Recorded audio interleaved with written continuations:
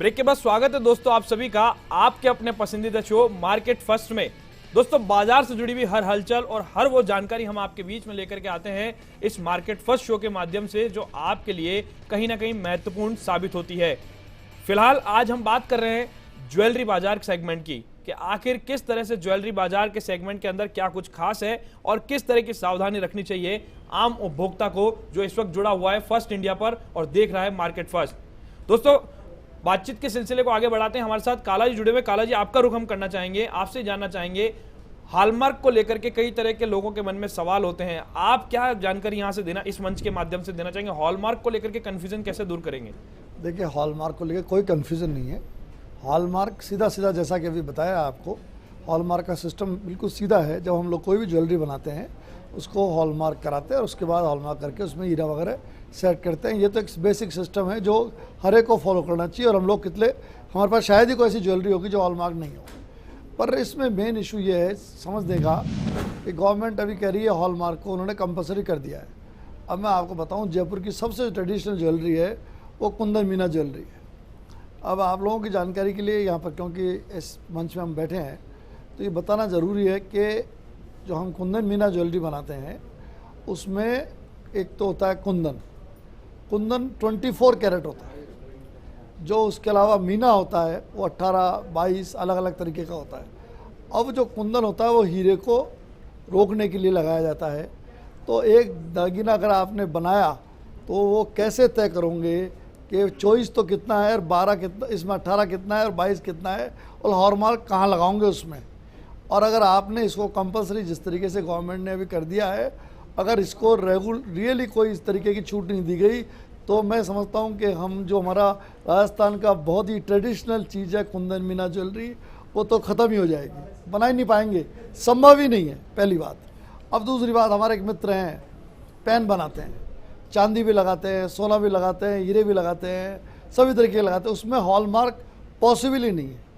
तो गवर्नमेंट को कोई भी हॉलमार्क ज्वेलरी बनाए तो जो जिसमें संभव है उसमें बिल्कुल स्ट्रिक्टली लागू करना चाहिए। मैं बिल्कुल इस पक्ष में हूँ, लेकिन जहाँ भी कहीं संभव नहीं है वो बात हमारी ट्रेड के लोगों के साथ बैठनी चाहिए, बैठ करके विचार करना चाहिए, एक बात। तीसरी बात, अभी कोई बहुत पुरानी एंटीक ज्वेलरी है और उसके ऊपर आपने हॉलमार्क लगा दिया तो उसकी वैल्यू जीरो हो जाएगी। उसकी वैल्यू इस बात की है कि वो एंटीक है, आपने अगर उस पर कोई भी मार्किंग कर दिया आज की डेट में तो उसकी वैल्यू ख़त्म हो जाएगी। तो इस तरीके की कई ऐसी प्रॉब्लम्स हैं जो हॉलमार्क में है। तो गवर्नमेंट ने लॉ लागू किया है, बहुत अच्छा है, लेकिन हमारे हिसाब से इसमें कई दिक्कतें हैं। गवर्नमेंट को उसको समझना चाहिए और उसके बाद इसको लागू करना चाहिए। हॉलमार्क बहुत अच्छी चीज़ है और कस्टमर को प्रोटेक्ट करती है।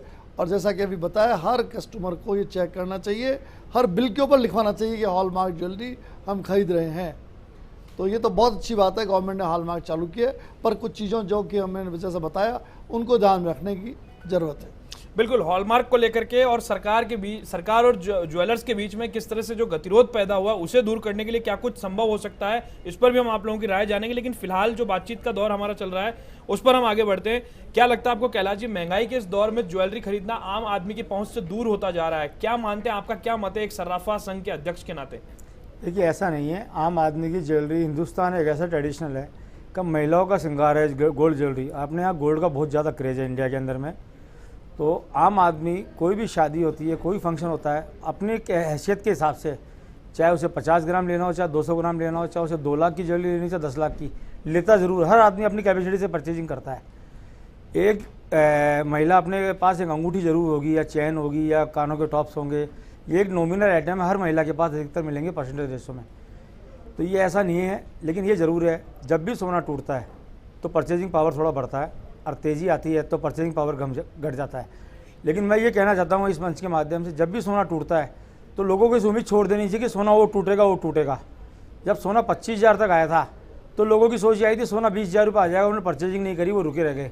सोना वो 30,000 में परचेज कर रहे हैं, 29,000 के भाव में। तो जो एक मद्दी का दौर आता है उस समय सोना ले लेना चाहिए, ज़्यादा मद्दी की उम्मीद नहीं रहनी चाहिए, मद्दी में जाना चाहिए। जब तेज़ी आती है तो लोग बाग ये भी कहने लगता है सोना 35,000 रुपये हो जाएगा, ऐसा भी नहीं होता है। इसलिए कहते हैं जो सोना भी इस समय जो भाव है इसमें ना ज़्यादा तेज़ी है ना मद्दी है। जिसको परचेजिंग करनी है वो आगे वाली परचेजिंग कर लें, क्योंकि फ्यूचर आगे क्या होगा इसकी उम्मीद किसी को नहीं लगती।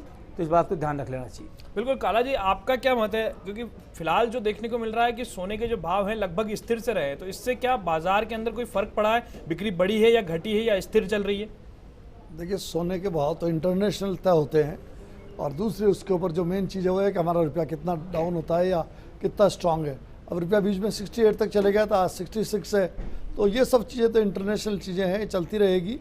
पर एक बात निश्चित है कि सोने के ऊपर जिस तरीके से भारत में मोह है सोने के प्रति, और हमारे मोदी जी ने भी एक बार ये बात कही है कि सोने पे किसी भी तरीके का कोई टैक्स लगाया जाए वो सोच समझ के लगाया जाना चाहिए। ये हर आदमी को, चाहे जैसा कि भी मित्तल साहब बता रहे हैं, चाहे एक अंगूठी हो चाहे चैन हो, पर सोना हर घर को चाहिए। हर एक शादी में, शायद ही कोई ऐसी शादी होती हो वो होता है कि खाने में 4 आइटम की जगह 3 कर दे, पर ऐसा मैंने नहीं सुना किसी ने कि सोना नहीं दिया हो। तो सोना तो भारत के अंदर ऐसी ज़रूरी चीज़ है। तो सोना रेट ऊपर नीचे होती रहती है, लेकिन ये सब चीज़ें आगे तक चलती रहेगी, इसमें कोई ख़ास बात नहीं है। मेन चीज़ ये है कि सरकार को इस धंधे को कैसे बढ़े ये विचार करना चाहिए। और मैं बिल्कुल सरकार के इस बात के पक्ष में हूँ, ज्वेलरी हॉलमार्क हो। हम गवर्नमेंट को 10% इम्पोर्ट ड्यूटी दे रहे हैं, 1% हम सेल्स टैक्स दे रहे हैं, तो इस तरीके से कोई दिक्कत नहीं। और मैं कहता हूँ ये भी विचार करने की बात है कि हम कम से कम, मैं तो मेरे गणित तो ये कहती है 1 करोड़ से ज़्यादा लोग स्टेट में लगे हुए हैं। इस स्टेट को कैसे सरकार रुइन कर सकती? मैं तो समझ नहीं पा रहा हूँ कि इसमें वित्त मंत्री महोदय क्या सोच रहे हैं और क्या नहीं सोच रहे हैं। उन्होंने किस तरीके से जौहरियों को, आप अंदाज तो लगाओ, 42 दिन तक की स्ट्राइक करवा दी है। क्या हमको व्यापार नहीं करने देना था? बंद कर दे। अगर वो चाहते हैं कि भाई ये बिल्कुल ही दिक्कत हो रही है गवर्नमेंट को, तो उसको बंद कर दे। लेकिन ये इस तरीके से व्यापारियों को सड़क पे लाना और जौहरी जैसे लोगों को कहे कि भाई चलो तुम स्ट्राइक करो, ये करो, मैं कहता हूँ गवर्नमेंट को कोई भी लॉ लाना है तो बैठना चाहिए, व्यापारियों से डिस्कस करना चाहिए, अपनी बात ही बतानी चाहिए। बाकी सोने के प्रति भारत का मोह, भारतवासियों का मोह कभी भी कम नहीं होने वाला है। बिल्कुल कमल जी, आपका रुख हम करना चाहेंगे। सोना खरीद तो लेता है आदमी, लेकिन जब बेचने जाता है वापस या चेंज कराने जाता है तो कई तरह की समस्याओं का उसे सामना करना पड़ता है। क्या लगता है आपको, क्यों ऐसी समस्याओं का सामना करना पड़ता है और क्या कुछ सावधानी रखनी चाहिए पुराना माल देते समय?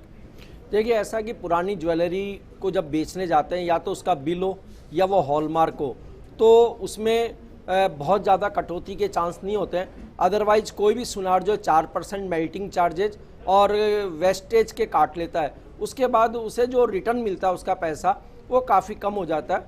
इसलिए मेरा ऐसा मानना है कि जब भी ज्वेलरी लें तो बिल लें और या हॉलमार्क हो। लेकिन जब हम बात करते हैं फिर वही पुरानी ज्वेलरी, जब ये हॉलमार्क सिस्टम इतना नहीं था तो उन लोगों को अभी भी घाटे का सामना करना पड़ता है, स्वाभाविक है कि। और वहाँ कई बार ऐसा भी घटनाएं उनके साथ घटी है, कई उपभोक्ता खुद बताते हैं कि उन्हें इस 4% मेल्टिंग चार्ज और वेस्टेज के अलावा भी उनसे काफ़ी पैसा काटा गया और वे अपने आप को ठगा हुआ सा महसूस करते हैं। बिल्कुल। क्या लगता है आपको कैलाश जी, सोने और रत्न के बीच में भविष्य और फैशन का सामंजस्य कैसे बैठा पाते हैं आप लोग? देखिए, आजकल डिजाइनिंग ज्वेलरी इतनी ज़्यादा चल चुकी है। हमारे आजकल की बच्चियां काफ़ी हैं जो ट्रेंड हो रही है, डिजाइनिंग के कोर्स करके आ रही है। बच्चे हैं, यंग हैं, सारे वो काम कर रहे हैं, वो एक से एक डिजाइनिंग बना रहे हैं, उससे सारी डिजाइनिंग एक से एक नई डिजाइन फैशन बन रही है, ज्वेलरी बन रही है। आजकल लाइट वेट की ज्वेलरी ज़्यादा चलती है, चाहे सिल्वर की हो चाहे गोल्ड की हो, एकदम डिफरेंट है, क्योंकि रोज़ पहनना, बच्चियों को रोज़ पहनना पड़ता है, चेंज करना पड़ता है। इस टाइप की काफ़ी ज्वेलरी है, लाइट वेट एकदम मांगते हैं, चाहे वो कुंदन में हो चाहे हीरे की पोल्की में हो।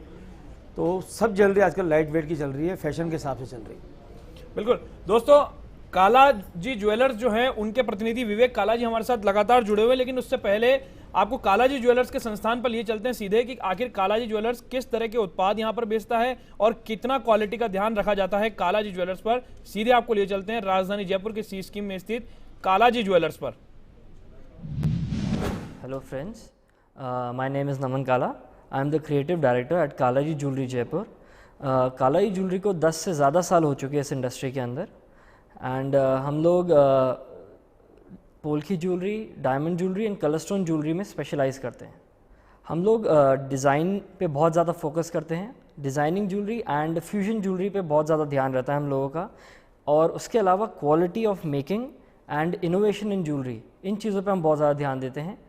एंड क्रिएटिविटी हमेशा ही हमारी ज्वेलरी में आपको दिखेगी।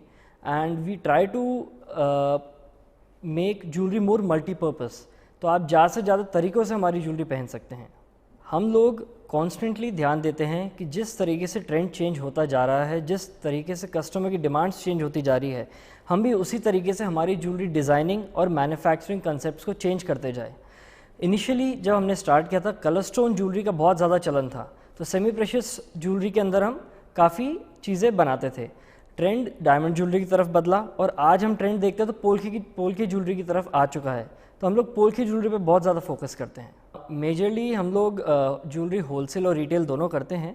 तो रिटेल का शोरूम तो हमारा इधर ही है, बट यहाँ पर बाहर से बहुत लोग आते हैं ज्वेलरी ख़रीदने के लिए। और होलसेल ज्वेलरी जो है वो हमारा नॉर्दर्न इंडिया में काफ़ी जाता है, साउथ में बैंगलोर, चेन्नई, हैदराबाद जाता है, बॉम्बे भी जाता है। क्वालिटी आप देखेंगे, कस्टमर्स जिन्होंने पहली बार, दूसरी बार और 10वीं बार भी हमारी ज्वेलरी ख़रीदी है, वो एक क्वालिटी को देख के समझ जाते हैं। और पहली और 10वीं बार में उन्होंने जो ज्वेलरी खरीदी होगी, दे कैन फिगर आउट किस तरीके से ज्वेलरी और मच बेटर हुई है, हमारी मेकिंग बेटर हुई है, हमारी डिज़ाइनिंग, हमारी क्रिएटिविटी, हमारे innovations, everything has changed in the past 10 years. और वो कस्टमर भी देखता है और समझता है, क्योंकि आज कस्टमर सब जगह घूमता है और जगह भी ज्वेलरी देखता है। तो जब वो हमारे पास वापस आता है तो उसको पता लगता है कि Kalaji is innovating with time. अभी करंट ट्रेंड्स में पहले बताना चाहता हूँ ज्वेलरी के। अभी ब्राइडल कंसेप्ट में हम देखें तो रानी हार और चोकर का काफ़ी चलन है, और उसके अलावा हसली काफ़ी पसंद कर रहे हैं लोग। और उसके अलावा हमने अभी चेंजेबल कंसेप्ट्स बनाए हैं। आप जैसे कि देखते हैं, ब्राइडल ज्वेलरी जो ब्राइड पहनती है वो इतना हैवी होता है कि उसकी शादी के बाद किसी और के फंक्शंस में वो उन सेट्स को नहीं पहन सकती। तो हम उनको इस तरीके से बनाते हैं कि सेट को 2 या 3 हिस्से किए जा सकते हैं और वो अलग अलग फंक्शन में पहने जा सकते हैं उनकी शादी के बाद। सेम चीज़ हम ईयरिंग के साथ भी करते हैं, कड़ों के साथ भी करते हैं, रिंग के साथ भी करते हैं। रिंग को ही ले लीजिए, रिंग में अगर अपन देखें तो उसमें डिटैच करके एक पेंडेंट या मांग टीका बनाया जा सकता है।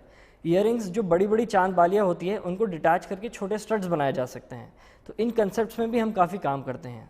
किसी भी तरीके की ज्वेलरी के बारे में आप जानकारी जानना चाहते हैं या कोई हमें संपर्क करना चाहते हैं तो आप कालाई ज्वेलरी पे आ सकते हैं। हमारा शोरूम सी स्कीम में है, जयपुर। तो दोस्तों, आपने जाना कालाजी ज्वेलर्स के बारे में। हमारे साथ उनके प्रतिनिधि जो हैं, उनके चेयरमैन जो हैं विवेक कालाजी जुड़े। विवेक कालाजी, किस मायने में नंबर 1 हैं आप ज्वेलरी के मार्केट में? देखिए, हम लोग, मैं आपको बताऊँ, ये जो हमने पोल की ज्वेलरी भी आपको बताई, इस मामले में मेरा मानना है कि we are among the top.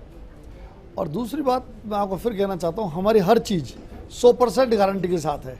हमने हमारा 99 जैसा कोई शब्द नहीं है। आप हमारे से जिस दिन हमने काम शुरू किया था उससे आज तक की हर डिज़ाइन की कॉपी हमारे पास मिल जाएगी। उसको हमने किस तरह बनाया उसकी पूरी कॉपी मिल जाएगी।